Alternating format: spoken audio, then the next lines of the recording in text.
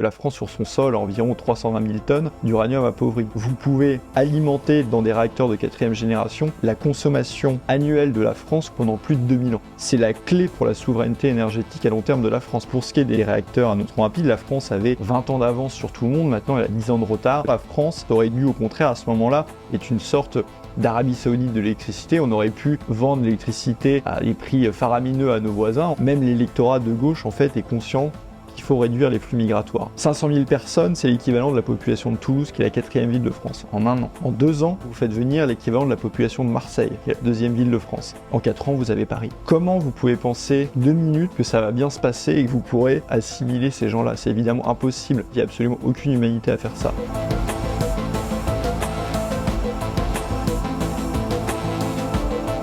L'immigration et l'énergie sont-ils les 2 sujets majeurs du siècle à venir? Face aux défis qu'ils posent, la France est-elle armée ou se retrouve-t-elle piégée par son appartenance à l'Union européenne? Alors, c'est l'objet, entre autres, de ce livre « Nos grands défis du XXIe siècle, énergie et immigration », écrit et autopublié par Charles-Henri Gallois, président du mouvement Génération Frexit et par ailleurs contributeur bien connu de Front Populaire. Bonjour Charles-Henri Gallois. Bonjour Bertrand Guyot. Alors, merci d'avoir accepté notre invitation. Donc, pour commencer, une question qui peut paraître naïve, mais néanmoins qui va poser le début de cet entretien. Pourquoi ce livre et surtout, pourquoi ces 2 sujets précisément, sachant qu'on vous connaît sur les aspects économiques, plus finalement que sur les questions d'énergie ou d'immigration? Alors, les questions économiques, finalement, je les ai assez largement traitées déjà dans mon premier livre, Les illusions économiques de l'Union européenne. Évidemment, il y aurait toujours la possibilité de remettre à jour, même quand je l'avais écrit, il y a 12 chapitres et 12 illusions, j'en avais 24 à la base, donc quand j'avais fait la conférence sur le sujet, donc il y a beaucoup de choses à dire, mais compte tenu du contexte actuel, évidemment, guerre en Ukraine, crise de l'énergie et la crise migratoire qui est de plus en plus palpable pour les Français au quotidien, il suffit de regarder un petit peu les statistiques, notamment de la criminalité, et plus globalement le problème. On parle même plus d'assimilation, maintenant même le problème d'intégration. Il me semble que ce sera les 2 grands enjeux en fait, du XXIe siècle. Et pour la démographie, c'est plus large que ça. C'est-à-dire que là, quelque part, on est à un apéritif, une mise en bouche avant le repas principal. Parce que, si on regarde la démographie sur le long terme, en 1900, l'Europe était 4 fois plus peuplée que l'Afrique. C'est une des raisons d'ailleurs pour lesquelles la civilisation européenne était la dominante à l'époque. Maintenant, c'est le contraire. L'Afrique est 3 fois plus peuplée que l'Europe et les projections à horizon 2080 nous disent que l'Afrique serait 7,5 fois plus peuplée que l'Europe. Donc évidemment que ça va avoir des conséquences et la partie énergétique, selon moi, va déterminer en fait si la France va rester une grande puissance et la partie immigration va déterminer si la France va rester la France d'un point de vue culturel, d'un point de vue identitaire. Alors, je vous propose d'aborder dans un premier temps les questions d'énergie. Donc, première question, pourquoi finalement la France doit-elle se préoccuper des questions énergétiques et ne pas se satisfaire du statu quo? Je m'explique. On sort de plusieurs années de crise majeure. On a eu des problématiques notamment de notre parc nucléaire. Mais la situation semble revenir à un point positif. On est redevenu exportateur d'énergie. Donc finalement, pourquoi ne pas s'en contenter? Pourquoi ne pas s'en contenter? Parce que déjà, il y a des défis à venir, c'est-à-dire est-ce qu'on veut décarboner ou non notre économie, et il y a surtout aussi des défis à venir, des obstacles à venir du fait des règles mêmes de l'Union européenne. Pourquoi? Sur la partie des défis à venir pour décarboner l'économie, si on raisonne globalement, en fait, le mix énergétique primaire de la France, c'est-à-dire toutes les énergies consommées, vous avez le nucléaire qui est à 40%, mais vous avez encore 28% de pétrole, 16% de gaz et environ 2% de charbon. Si on veut se passer de ces énergies dites fossiles, ça veut dire qu'il faudra électrifier massivement l'économie. Je prends l'exemple des voitures, parce que le transport c'est le plus connu. Si vous voulez remplacer tout le parc automobile français qui tourne évidemment majoritairement, ultra-majoritairement au pétrole, et que vous voulez mettre uniquement des voitures électriques, ça veut dire que d'un point de vue puissance, typiquement lors des départs en vacances d'été, il faudrait 10 à 15 réacteurs nucléaires en plus, juste pour électrifier l'ensemble du parc automobile. Alors ça ne veut pas dire qu'ils vont être utilisés tout le temps, mais c'est dans un mix énergétique, il faut être prêt au pic de consommation, comme ce qu'on a durant l'hiver. Donc ça veut bien dire qu'on ne peut pas se satisfaire du statu quo, il faudrait au contraire investir encore plus dans le nucléaire. Et il y a aussi tout simplement la durée de vie. On peut étendre la durée de vie, mais le parc français, la législation actuelle, on est pour environ 60 ans. Il y a plein de centrales qui vont arriver à échéance. Il faut aussi renouveler ces centrales-là. Donc en fait, il y a eu le plan Messmer à l'époque, il faudrait un nouveau plan Messmer. Et à l'heure actuelle, on n'est pas du tout là-dedans. Le projet du gouvernement, c'était de faire 6 nouveaux réacteurs, sans compter la fermeture de Fessenheim et ce qui a été saccagé avant, sur lequel on peut revenir. Donc on voit bien que les objectifs ne sont pas là, enfin, du moins les moyens ne sont pas mis pour réaliser les objectifs. On ne peut pas dire vous arrêtez à horizon 2030 de vendre des voitures fossiles, mais dans le même temps, il n'y a rien qui est prévu en fait, d'un point de vue électrique pour pouvoir alimenter ces voitures. Ça n'a absolument aucun sens et on sent l'impréparation absolument à tous les étages. Et après, il y a la problématique et l'obstacle, évidemment, de la réglementation de l'Union européenne. Pourquoi je dis ça ? C'est parce qu'il y a notamment la directive qui est assez peu connue sur les énergies renouvelables, qui stipule qu'à horizon 2030, c'est-à-dire quasiment demain, tous les pays de l'Union européenne, dont la France, devront consommer 42,5% d'énergie renouvelable. Il n'y a pas le nucléaire là-dedans. Mais ça va poser un gros problème en fait pour la France, c'est-à-dire que ça veut dire que non seulement on ne peut pas investir dans le nucléaire pour respecter ces règles-là, mais il va falloir même réduire la voilure en fait pour atteindre 42,5%. J'en veux pour preuve que c'est un boulet total que cette directive, c'est pas la première. Il y en avait déjà une qui était en 2009 et qui fixait pour objectif en 2020 d'avoir 23% d'énergie consommée qui soit des énergies renouvelables. Manque de chance, la France était à 19 parce qu'on a une grosse partie qui est du nucléaire. Bien, la France a été condamnée, la Cour des comptes estime que le fait de ne pas respecter cette directive, ça va coûter entre 500 millions et 1 milliard d'euros pour la France. Donc en fait, on voit bien que cette réglementation européenne va empêcher toute relance du nucléaire. Et j'ai vu passer hier le projet d'Agnès Pannier-Runacher, alors maintenant c'est plus 6, de faire 8 réacteurs. 6 et 8. Mais ça va poser un gros problème parce que ça va aller à l'encontre des règles de l'Union européenne. Donc c'est-à-dire que si elle fait ça, à horizon 2030, la France va se prendre une amende monstrueuse. Alors, je vais me faire un petit peu l'avocat du diable, mais de plus en plus, la France tente de faire passer, justement, de ne plus parler d'énergie renouvelable, mais d'énergie bas carbone. Et tente de l'imposer au niveau européen. Vous leur donnez pas ce crédit ? Je leur donne pas ce crédit, c'est-à-dire que évidemment qu'ils tentent. Et il est grand temps parce que c'est les mêmes qui ont saccagé le nucléaire en fermant Fessenheim, en vendant, pour ce qui est d'Emmanuel Macron, Alstom Energy avec les turbines Arabelle et turbines nucléaires, sont les mêmes qui ont arrêté le projet Astrid qui est absolument fondamental. Les réacteurs de quatrième génération, c'est fondamental pour l'indépendance énergétique de la France. Donc là maintenant, disons que Emmanuel Macron, comme Bruno Le Maire, il est un petit peu lent à l'allumage, mais là il semble avoir compris qu'il ne va pas y avoir d'indépendance française, il ne peut pas y avoir même de réindustrialisation sans cette énergie abondante et bon marché que l'on obtient grâce au nucléaire. Donc ils ont essayé de faire ça, ils ont réussi à obtenir des choses pour ce qui est de la taxonomie, mais ça c'est finalement le financement, mais cette directive, elle est bien circonscrite aux énergies renouvelables, il ne parle pas d'énergie bas carbone. Et d'ailleurs c'est pour ça qu'on a été récemment condamné. Donc ça va se poser, et même s'ils essayent, le gros problème, c'est qu'il va y avoir l'Allemagne. Et l'Allemagne, dans le cadre de l'Union européenne, a toujours eu peur d'un EDF fort, a toujours peur d'une France qui soit plus compétitive au niveau énergétique que l'Allemagne et donc qui puisse remettre en cause son statut de leader de l'industrie en Europe. Donc c'est pour ça que je ne crois pas du tout à une remise en question. On l'a bien vu sur l'affaire du marché de l'électricité de l'Union européenne. Alors tout le monde a expliqué que c'était une victoire formidable pour la France, mais en fait pas du tout. C'est-à-dire que la prétendue réforme du marché de l'électricité de l'Union européenne, le mode de calcul du prix, ce qui est le principal problème, reste indexé sur celui du gaz. Donc le mode de calcul ne change pas du tout. Les Français, il ne faut pas du tout qu'ils s'attendent avec cette réforme à une baisse de leur facture d'électricité. D'ailleurs, elle va augmenter là, de près de 10% en février. Et donc la seule avancée là-dedans, c'est pour les producteurs, en fait, qui, avec des contrats à terme, ont une visibilité un petit peu plus grande sur les prix qu'ils vont pouvoir obtenir. Donc ça facilite l'investissement. Mais concrètement, sur le prix final, sur le prix à la consommation, cette réforme ne changera absolument rien. Et ce marché de l'électricité de l'Union européenne, il faut quand même se rappeler qu'il avait été imposé par l'Allemagne parce que justement, ils voulaient, comme ils dépendent énormément du gaz, que le prix de l'électricité soit aligné sur celui du gaz pour que la France ne soit pas plus compétitive. Et c'est là aussi un gros problème parce que c'est ce qui a saccagé complètement EDF. Parce que pour avoir une concurrence artificielle et en plus de ce mode de calcul des prix, il y a eu l'ARENH qui a été mis en place parce que la France avait été mise en demeure par l'Union européenne parce qu'il n'y avait pas assez de concurrence, les concurrents n'étaient pas rentables par rapport à EDF, et donc ils ont créé cette ARENH.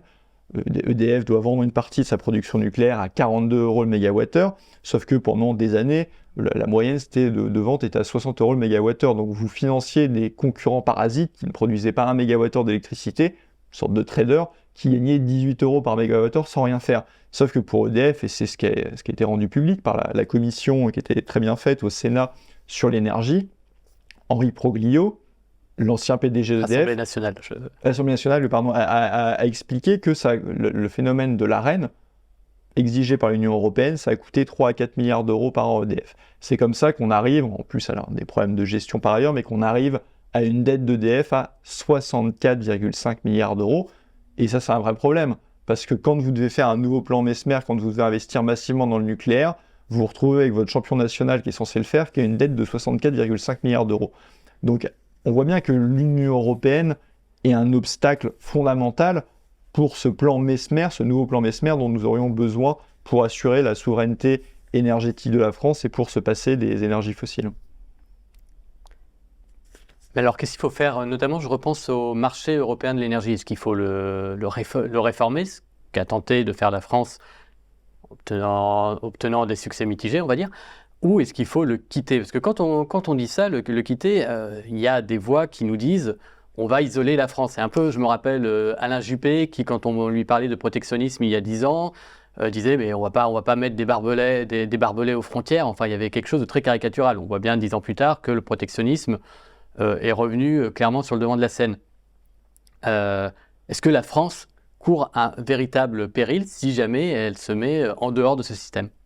Pas du tout, en fait c'est exactement comme ça que marche la Suisse. Moi j'avais eu une émission sur CNews, j'avais eu pareil Yves Gégaud qui sautait comme un cabri sur son siège en disant vous vous rendez compte, si on sort du marché de l'électricité de l'Union européenne, il n'y aura plus d'interconnexion, donc si un jour la France a besoin d'électricité, ça ne marchera pas. Mais c'est absolument faux en fait. Vous aviez des interconnexions avant ce marché-là, vous avez des interconnexions avec la Suisse qui n'est pas dans le marché de l'électricité de l'Union européenne, et on peut très bien sortir du marché de l'électricité de l'Union européenne. La première chose à faire d'ailleurs qui n'est pas du tout dans les traités, vous pouvez très bien rétablir un prix national de l'électricité, de telle sorte que les entreprises françaises, les particuliers paieraient ce prix-là, mais après, vous pouvez très bien avoir le prix de marché justement de l'Union européenne pour ce qui est des interconnexions, donc avoir un prix national basé en gros sur le coût moyen de production français qui est bien plus bas, plus une marge pour EDF, et avoir ce prix de marché pour les interconnexions. Ce qui nous a arrangé au passage parce que, à part l'année dernière traditionnellement, enfin l'année dernière en 2022, traditionnellement on est exportateur net, donc ça nous arrange bien de vendre à prix d'or notre électricité, donc ça c'est absolument pas un problème. Maintenant l'autre dimension du marché de l'électricité de l'Union européenne qui est plus problématique, c'est la question de la mise en concurrence, parce que ça pour le coup c'est dans les traités de l'Union européenne, c'est explicite aussi dans les directives, et donc pour sortir vraiment, c'est-à-dire pour rétablir un monopole public d'EDF, qui est un monopole naturel, là, il faudrait vraiment affronter l'Union européenne parce que c'est un problème évidemment de traité. Donc, c'est-à-dire qu'à court terme et du jour au lendemain, plutôt que de payer le bouclier tarifaire, je rappelle que c'est quand même 50 milliards d'euros d'argent public qui a été dépensé pour absolument rien. C'est-à-dire qu'on a un prix fictif de l'électricité et le gouvernement va s'endetter, c'est-à-dire qu'on va payer demain des impôts pour ça, alors qu'il n'y a pas besoin.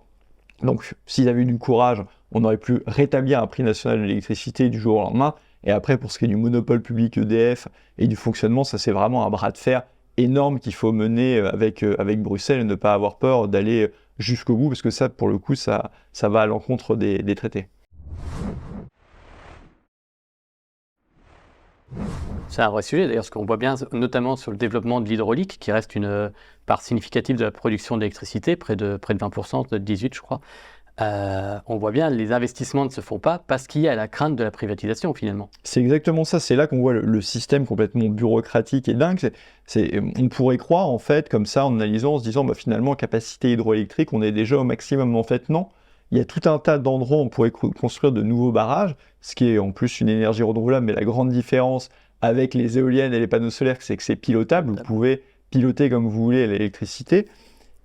Et en fait, on ne le fait pas parce que EDF, c'est très bien que la France a déjà été mise en demeure. L'Union européenne exige la privatisation en fait, des barrages. Donc EDF se dit, je ne vais pas investir pour un truc qu'on va me piquer. Ça n'a absolument aucun sens. Et donc c'est pour ça en fait, qu'on n'investit pas, alors que le vrai mix gagnant, c'est un mix de toute façon qui est pilotable. Et donc il faudrait évidemment pousser au maximum les capacités hydroélectriques de la France et investir aussi dans le nucléaire. Mais avec les règles européennes, on fait exactement l'inverse, c'est-à-dire qu'on investit massivement dans de l'éolien et du solaire qui ne marchent pas. Et si on compare l'argent investi par rapport à la production, on se rend compte, et j'en parle dans le livre, que l'éolien et le solaire, en plus de ne pas être pilotable, c'est 5 fois moins rentable que le nucléaire, sans même prendre en compte tout le gaz éventuel qu'on doit utiliser pour pallier les moments où justement ils ne produisent pas. Donc c'est pas du tout rentable, c'est pas du tout efficace, et en plus de ça, c'est pas du tout écologique quand on va au fond des choses, parce que les éoliennes,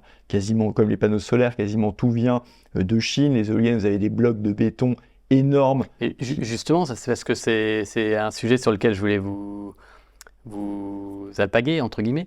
On a tendance à nous dire, c'est notamment les communications européennes disent le renouvelable, c'est l'indépendance. On est indépendant avec le renouvelable. Je lisais ce matin même une tribune d'Europe Écologie Les Verts publiée sur Libération, une critique du nucléaire en disant, voilà, contrairement au nucléaire, il faut importer l'uranium, les renouvelables, vous n'importez pas le soleil, vous n'importez pas le vent. Sauf que les matières... Toutes les matières viennent de... toutes les matières, j'exagère, mais il y a plus de 80% des matières qui viennent de Chine. Donc comment on explique justement cette méconnaissance de la dépendance accrue de notre continent à notamment la Chine sur ces énergies? De toute façon, j'ai envie de dire là-dessus, sur le nucléaire, on ne peut pas avoir plus de mauvaise foi qu'Europe Écologie Les Verts, parce que c'est-à-dire qu'ils ont deux critiques. C'est effectivement, ils vont nous dire trois critiques, mais ils vont nous dire que le nucléaire est dangereux, sauf que quand vous regardez historiquement, c'est l'énergie qui a fait moins de morts, l'hydraulique, le charbon, etc. a fait beaucoup plus de morts, et même l'éolien. C'est l'UNSCEAR qui le dit, l'UNSCEAR qui est l'équivalent du GIEC. Donc en fait, il n'y a pas moins mortel comme énergie que le nucléaire. Ils nous disent il y a le problème des déchets. Sauf que justement, il y avait des travaux de recherche, Superphénix et Astrid, et à l'époque, ce sont les écologistes qui ont exigé, et ça a été fait par Lionel Jospin, qui ont exigé la fermeture de Superphénix, qui permettait ce qu'on appelle de fermer le cycle de nucléaire, c'est-à-dire d'utiliser l'intégralité en fait de l'uranium et de ne plus avoir les déchets. Donc là aussi, mauvaise foi complète parce qu'ils ont saboté ce projet-là. Et le dernier, c'est l'approvisionnement justement d'uranium qui vient de l'étranger. Alors l'avantage, c'est que la France a un approvisionnement assez diversifié. Tout le monde s'affolait sur l'affaire du Niger, mais en réalité, Orano va ouvrir une nouvelle mine en Mongolie. Il y a Kazakhstan, il y a l'Australie, il y a tout un tas de pays aussi qui sont nos fournisseurs. Donc on est assez diversifié là-dessus. Il n'y a pas de enjeu majeur.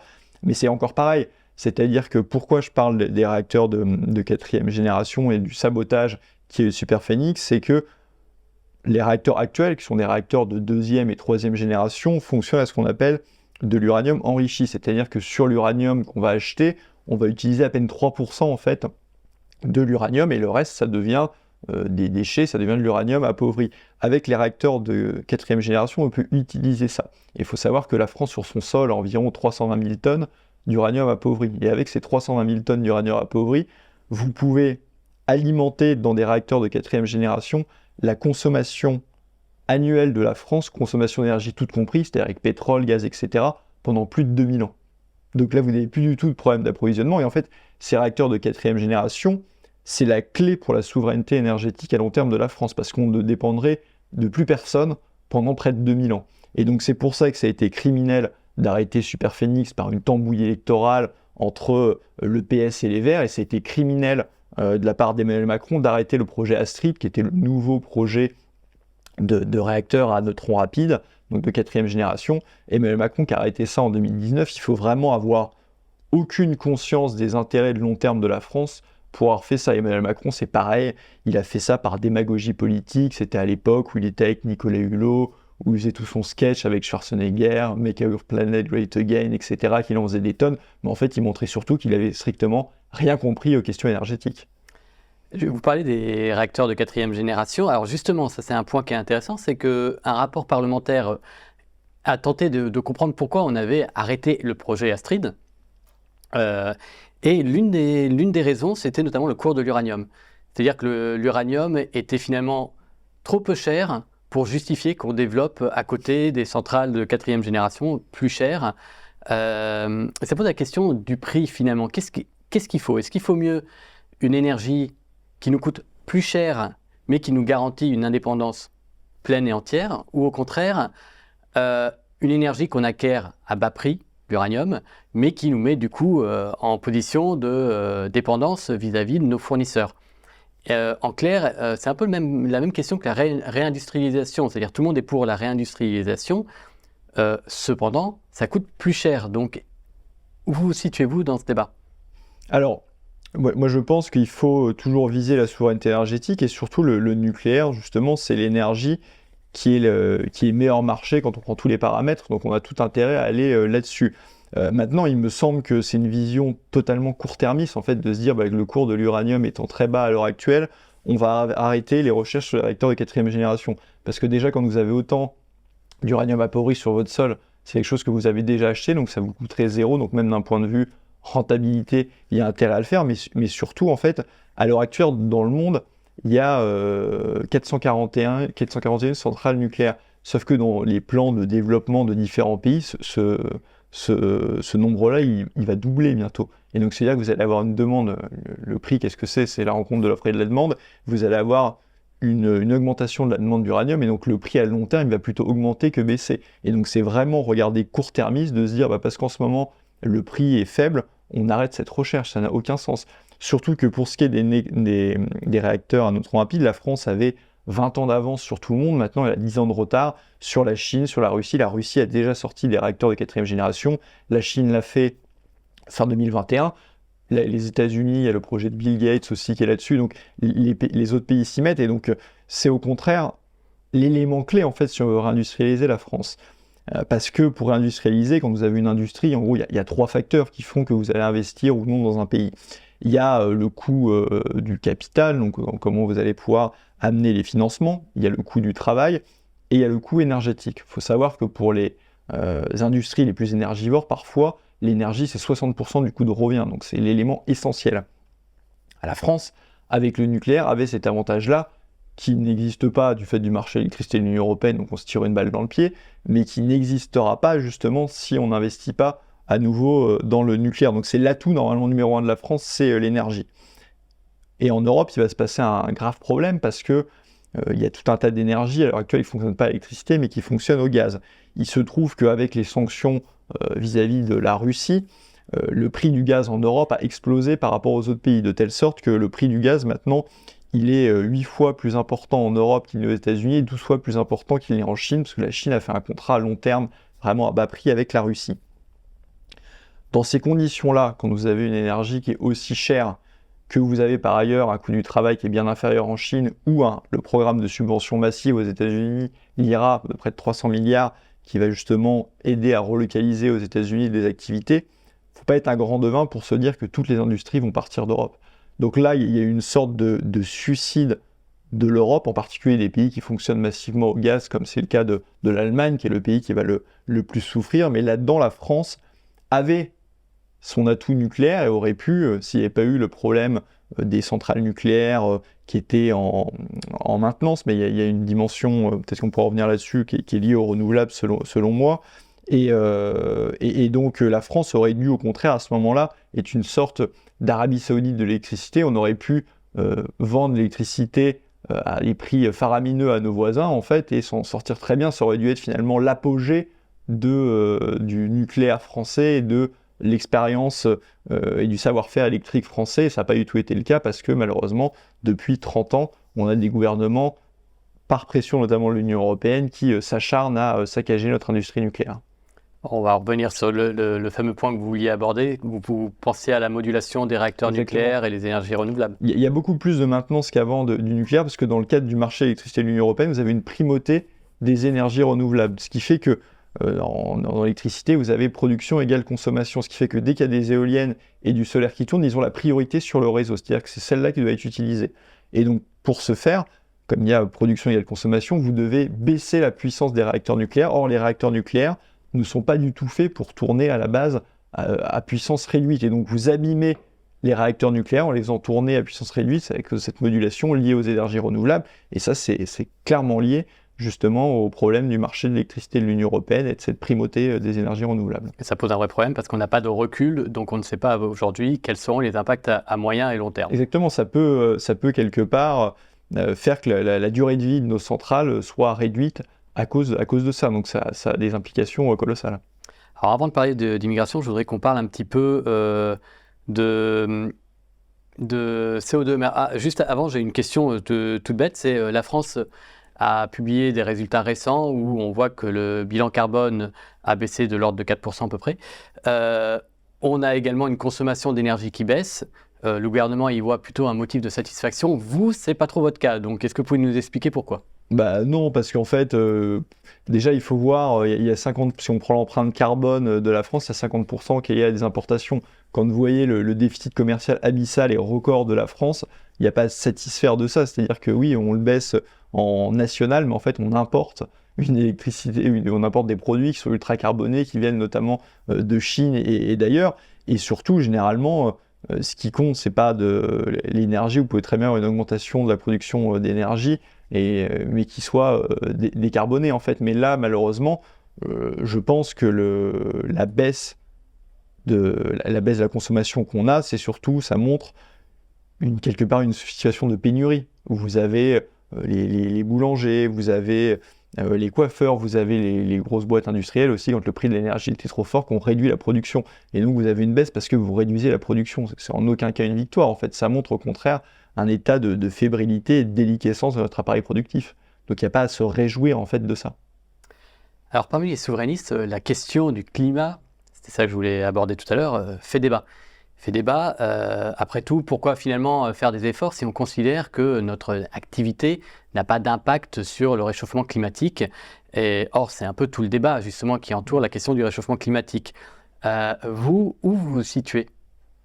Moi, je suis pas un scientifique, donc je vais pas dire ou avoir un avis ultra tranché. Ce que je regarde, moi, c'est les intérêts de la souveraineté de la France.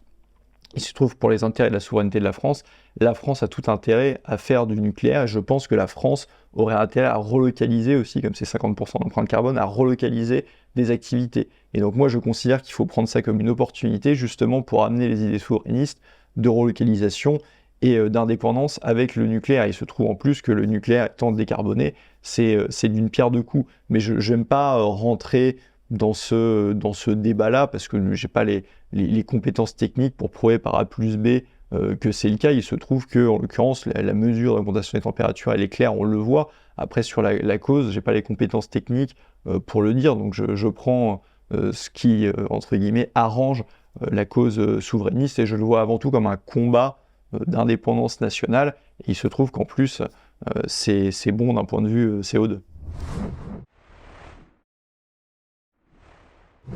Est-ce que vous comprenez, alors je me permets d'insister un petit peu dans cette ligne, mais est-ce que vous comprenez la tentation qu'ont certains souverainistes d'être, alors là, en l'occurrence on peut parler de climato-scepticisme, mais on peut parler également sur les questions de crise, d'être souvent contre le discours dominant. On a l'impression que c'est presque parfois une sorte de posture. Alors je pense politiquement, typiquement on parle de climat, je pense à Florian Philippot qui est très à cheval sur ce sujet. Le Covid, n'en parlons pas. Vous comprenez justement ce besoin d'être contre, ou est-ce que peut-être que simplement c'est une opinion que j'exprime qui ne correspond pas à la réalité? Non, après chacun, je veux dire, moi je me retrouve avec eux sur l'aspect d'indépendance de la France, mais après chacun ses positions. Moi c'est vrai que c'est pas ma position sur ces sujets-là, très clairement. Après chacun a ses positions. Moi je pense pas qu'il faut être absolument contre tout, il faut être surtout pour les intérêts de la France. Et donc je pense que on défendra les intérêts de la France en défendant la souveraineté de la France. Et c'est en ça que ma position sur la question du climat, moi je me mets vraiment dans une optique d'indépendance de la France et il se trouve en plus que c'est bon d'un point de vue carbone, encore une fois. Mais je ne rentre pas vraiment moi sur ce terrain-là. Bon, eh bien écoutez, ça va être la conclusion sur la partie énergie. Je propose d'aborder maintenant les questions migratoires. Donc notre pays, et vous l'avez dit tout à l'heure, notre pays il semble être finalement devant un carrefour qu'il a emprunté, sans même s'en rendre compte, à savoir la fin de l'assimilation. C'est-à-dire qu'on a parlé pendant des années d'assimilation, ça ne posait aucun problème. Désormais, même le terme est connoté presque péjorativement pour certains. Et aujourd'hui, on n'assimile plus. Et on semble être rentré dans un système à l'anglo-saxonne d'intégration. Est-ce qu'il faut dire adieu définitivement à l'assimilation? Est-ce qu'il faut renoncer à ce rêve d'assimilation ou au contraire, est-ce qu'il faut tout faire pour revenir dans un système d'assimilation? Moi, Et comment on y arrive? Je pense qu'il faut tout faire pour revenir à un système d'assimilation parce que sinon on arrive à une société complètement communautariste et qui vit à côté des autres, exactement ce qu'on a dans les pays anglo-saxons. Et ce que je dis dans le livre... On commence à avoir aujourd'hui en France. On commence à avoir malheureusement en France, mais je dis normalement, la France c'est pas un McDonald's, c'est pas venez comme vous êtes. Normalement, on s'est toujours enorgueilli de fabriquer justement des petits Français, peu importe d'où qu'ils viennent, peu importe leurs origines, qui s'inscrivent dans le creuset national. Mais de toute façon, il y a un problème de nombre en fait pour l'assimilation, et c'est pour ça en fait qu'il n'y a plus d'assimilation, qu'il n'y a même plus quasiment d'intégration. C'est que si vous prenez les derniers chiffres de 2022, pour la seule immigration légale, on a fait venir près de 500 000 personnes. 500 000 personnes, c'est l'équivalent de la population de Toulouse, qui est la 4e ville de France, en un an. En 2 ans, c'est-à-dire que vous faites venir l'équivalent de la population de Marseille, qui est la 2e ville de France. En 4 ans, vous avez Paris.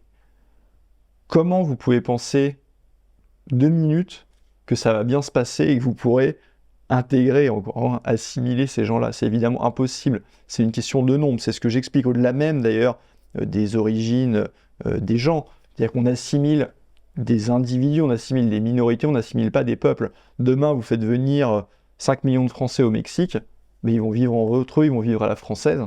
C'est normal, c'est une question de nombre en fait. Et donc, pour revenir à un système d'assimilation, ça passe déjà par baisser massivement les flux migratoires. Il faut revenir à une immigration minimale.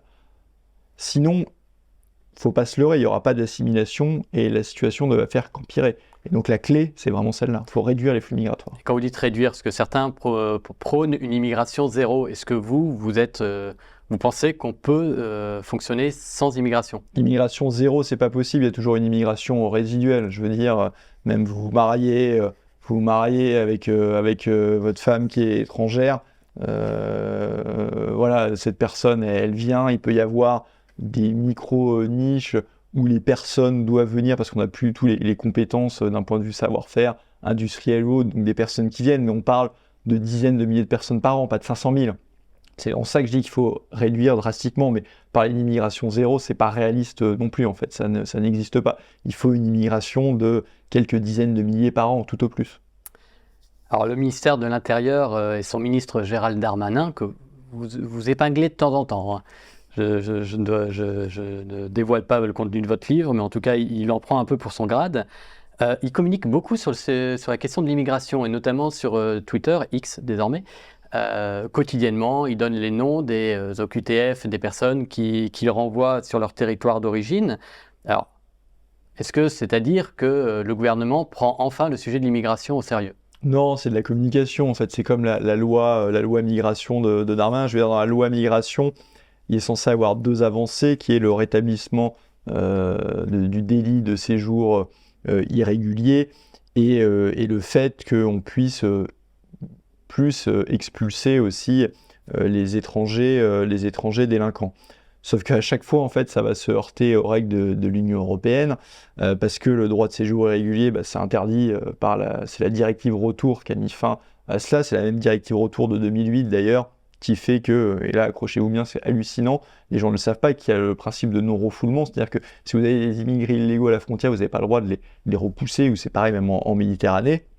Et l'autre élément qui est encore pire, c'est qu'il y a dedans le principe du retour qui doit être volontaire, c'est-à-dire que si vous appréhendez dans la rue un clandestin, les gens pourraient se dire, dans ces cas-là, on le met dans un centre de rétention et il repart dès que possible. Pas du tout en fait, avec cette directive-là, le retour doit être volontaire de la personne. C'est d'ailleurs pour ça que les 60% de déboutés du droit d'asile restent tous sur le territoire national. Comme le retour doit être volontaire, absolument personne ne le fait. Et Darmanin, pourquoi je dis que c'est de la communication, il communique en gros sur les expulsions d'étrangers délinquants ou de clandestins ou autres. Et en fait, quand vous regardez ces chiffres sur le dernier trimestre, notamment 2023, en annualisant la moyenne de ce qu'il fait, ça veut dire qu'il expulserait environ 5800 personnes sur l'année. Ça représente 8% des OQTF prononcés sur une seule année. Ça voudrait dire que pour expulser les seuls OQTF d'une année, ça prendrait 12 ans. Donc c'est absolument ridicule. C'est de la communication, rien d'autre. En fait, le sujet n'est pas pris à bras-le-corps, mais pourquoi si c'est pas pris à bras-le-corps? Et c'est aussi pour ça que je dis que dans le cadre actuel, expulser les étrangers délinquants ou appliquer les OQTF, à quoi bon? Je pense qu'il y a une part de cynisme ou de pragmatisme du gouvernement qui fait qu'ils ne le font pas parce que ça coûte de l'argent. Après, qu'est-ce qu'ils se disent? On est dans le cadre de l'espace Schengen, qui veut dire qu'il n'y a pas de contrôle aux frontières. Il y a même, on décrète une absence de contrôle aux frontières. Donc vous expulsez quelqu'un, fiché S, étranger délinquant, OQTF. Ben, cette personne-là, en passant par l'Espagne, en passant par la Grèce, en passant par l'Italie, demain en passant par le Kosovo, comme maintenant c'est open bar dans toute l'Union européenne, dans toute l'Europe, eh bien ces personnes-là peuvent revenir du jour au lendemain en France. Donc en fait, à quoi bon les expulser? Tant qu'on ne rétablira pas les frontières nationales, on peut expulser, ils vont revenir du jour au lendemain. Il y a la question des frontières, mais aussi la question du droit. Vous venez de l'aborder tout à l'heure.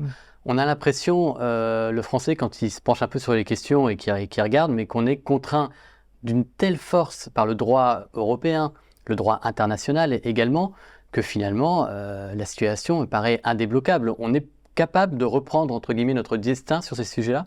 Évidemment, en sortant de toutes les règles de l'Union européenne, en rétablissant des frontières nationales. Je veux dire, s'il n'y avait pas la directive... Quand on prend l'immigration légale et illégale, l'immigration illégale, j'ai expliqué, en fait, dans le cadre de Schengen, c'est une véritable passoire. Vous pouvez rentrer, vous ne lutterez jamais sérieusement contre l'immigration illégale en restant dans Schengen et sans frontières nationales. Ça, c'est le premier point. Le deuxième point, c'est l'immigration légale. L'immigration légale, il faut savoir que le premier pourvoyeur, c'est pour des motifs familiaux, entre autres le regroupement familial. Or, le regroupement familial, lui, il est gravé dans le marbre par une directive de l'Union européenne de 2003. Avant, effectivement, les gens ont tendance à dire le regroupement familial, c'est Giscard, commence en 74, le décret de 76, mais sauf que la différence, quand c'était national, vous aviez un gouvernement qui était opposé à ça, qui arrivait au pouvoir, il pouvait le changer. Dans le cadre de l'Union européenne, c'est plus du tout possible. Donc effectivement, dans le cadre de l'Union européenne, et on le voit avec Meloni en Italie, qui est une catastrophe, il est complètement illusoire de dire qu'on va lutter contre l'immigration, qu'on va baisser les flux migratoires dans le cadre de l'Union européenne. C'est pas vrai. Alors que si on reprend le contrôle de l'immigration, qu'on baisse les flux d'immigration légale, qu'on restreint le regroupement familial, que l'on rétablit les frontières nationales, que le droit ne nous empêche pas de l'expulser. Parce que c'est ce que je dis souvent, d'ailleurs, quand on parle des étrangers délinquants, il faut savoir que moi, je ne vise jamais l'immigré en tant qu'individu, mais je dis que l'immigration de masse est un problème. C'est-à-dire que l'immigré en tant qu'individu, il cherche une meilleure vie, c'est à la rigueur louable et c'est compréhensible, mais c'est un problème d'immigration de masse pour la France. Et quand vous expulsez les étrangers délinquants, je pense que les premiers bénéficiaires, ce sont tous les immigrés qui, pour leur grande majorité, se comportent très bien. C'est-à-dire que vous triez, entre autres, on peut dire, le bon grain de livret. Et ça, c'est quelque chose qui est essentiel, et on devrait expulser, évidemment, tous les étrangers délinquants, ce qui en plus a une sorte d'exemple, c'est-à-dire tenez-vous à carreau, sinon il va y avoir un problème.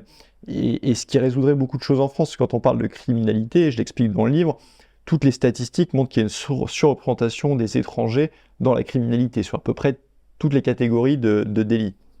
Il y a un gros problème de laxisme judiciaire, en plus du laxisme migratoire là-dessus. Laxisme judiciaire, il y a pour plusieurs raisons. Il y a l'idéologie des juges, le fait qu'on ait supprimé les peines planchées, mais il y a aussi le fait surtout qu'il n'y a plus de place en prison. On est en surpopulation carcérale permanente, environ 75 000 détenus pour 60 000 places de prison. Et donc en fait, les juges, il n'y a pas de place de prison, soit ils aménagent les peines pour qu'ils sortent plus vite, soit ils condamnent à du sursis et pas à du ferme, parce que les prisons sont déjà surpeuplées. Il faut savoir que parmi les 75 000, il y a près de 19 000 étrangers. Donc c'est-à-dire que si on expulsait tous les étrangers qui sont incarcérés en France, mais bon, encore faut-il y avoir des frontières nationales, sinon ils peuvent revenir, ce qui serait pire, eh bien en fait, il n'y aurait plus le problème de places de prison. Même si je pense qu'il faut quand même en construire, on devrait, en France, c'est autour de 100 000 places de prison, on n'est qu'à 60 000. Emmanuel Macron avait promis 15 000 places en 2017, à la fin de son premier quinquennat. On est maintenant en 2024, il n'y en a que 2000 qui ont été construites. Donc il faudrait construire les places de prison, il faudrait expulser les étrangers délinquants, et je pense que ce sont tous les immigrés qui se comportent bien en France et qui sont d'ailleurs en majorité, qui seraient les premiers bénéficiaires de cette politique. Il y a non-assistance à peuple français en danger. On devrait faire appliquer ces OQTF. Vous prenez 1973, le droit d'asile, c'était 1600 personnes par an. Et c'est souvent des associations qui se disent de gauche, mais moi ça m'amuse toujours parce qu'en fait il n'y a absolument aucune humanité à faire ça. Et en fait vous dépeuplez ces pays-là, vous les empêchez de se développer en pillant finalement leur population. Il y aurait des travaux que ne pourrait pas faire le petit blanc, mais que c'est les travaux d'immigrés en fait. C'est un raisonnement profondément raciste que ça m'étonne d'ailleurs que des gens de gauche tiennent ce type de position. À part la LFI ou les politiciens en fait complètement hors sol, même l'électorat de gauche en fait est conscient qu'il faut réduire les flux migratoires.